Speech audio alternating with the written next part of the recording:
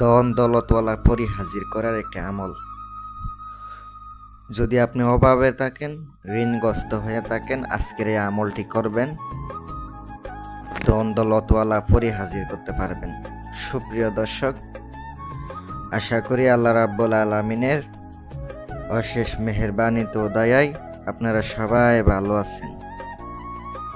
যারা ধন দৌলতওয়ালা পরি হাজির করতে চাচ্ছেন, ধন দৌলতওয়ালা পরি সাধন করতে চাচ্ছেন, তাদের জন্য আজকের ভিডিওটা অত্যন্ত শক্তিশালী একটি ভিডিও। চাইলে পরিও হাজির করতে পারবেন, চাইলে জিনও হাজির করতে পারবেন আমলের মারফতে। ধৈর্য সহকারে ভিডিও দেখতে থাকুন। যদি ভালো লাগে চ্যানেলটি সাবস্ক্রাইব করুন। যারা আমার কাছ থেকে আংটি নেবেন অথবা কাজ করাইয়া নেবেন, তারা আমার সাথে যোগাযোগ করবেন। রোহানি শক্তি ছাড়া তো পরি আসে না। রোহানি শক্তির আমল করবেন, বাতিনি শক্তির আমল করবেন।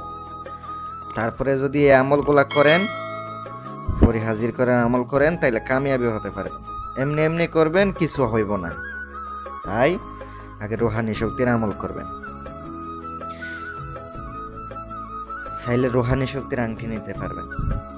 আজকের আমলটি ধন দৌলতওয়ালা পরির, যারা অভাবে আছেন, ঋণগ্রস্ত আছেন, তাদের জন্য।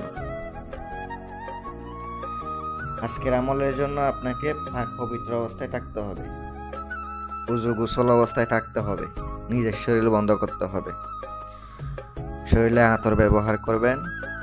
আর আমি আপনাদেরকে মন্ত্রটা স্ক্রিনে দিয়েছি, মন্ত্রটা আগে মুখস্থ করবেন।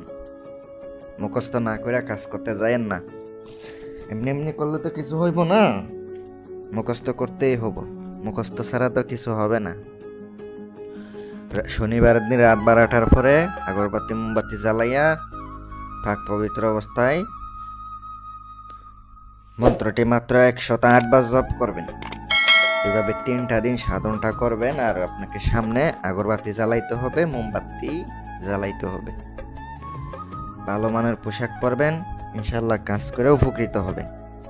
চোখ বন্ধ করে আমল করবেন। 3 দিনে যদি না আসে 5 দিন করবেন, 5 দিনে না আসলে 7 দিন করবেন, তাইলে কামিয়াবি হইতে পারবেন ইনশাল্লাহ। সকলে ভালো থাকবেন, সুস্থ থাকবেন, এই কামনাই করি।